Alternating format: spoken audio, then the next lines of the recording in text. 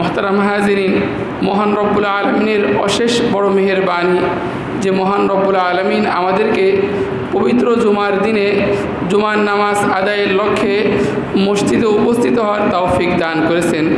আমরা সকলেই শুকরিয়া আদায় করি আলহামদুলিল্লাহ। নেক কাজ করতে পারা আর পাপ থেকে বেঁচে থাকা আল্লাহ পাক রব্বুল আলমিনের অশেষ বড় মেহেরবানি।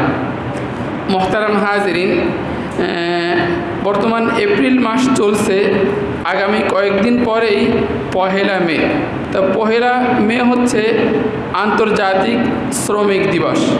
তা ইনশাল্লাহ আল্লাহ চাহেন তো আজকে এবং আগামী শুক্রবার এই 2 সপ্তাহে ইসলামে শ্রমের গুরুত্ব এবং শ্রমিক এবং মালিকের করণীয় কি এ সম্পর্কে আলোচনা হবে ইনশাআল্লাহ।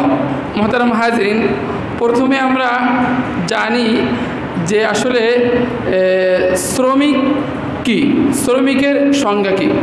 যদি আমরা স্বাভাবিক কোনো সংজ্ঞা দেখি তাহলে শ্রমিক বলা হয় যিনি আপনার কোনো পণ্য বা অর্থ এর বিনিময়ে নিজের শ্রমকে বিক্রি করেন, তাকেই বলা হয় শ্রমিক। এবং এই অর্থে আপনার একজন ডাক্তার, তিনি যেহেতু তার কর্মের মাধ্যমে অর্থ গ্রহণ করেন, তিনি একজন শ্রমিক। একজন ইঞ্জিনিয়ার, তিনি যেহেতু তার কর্মের মাধ্যমে অর্থ গ্রহণ করেন, তিনিও শ্রমিক।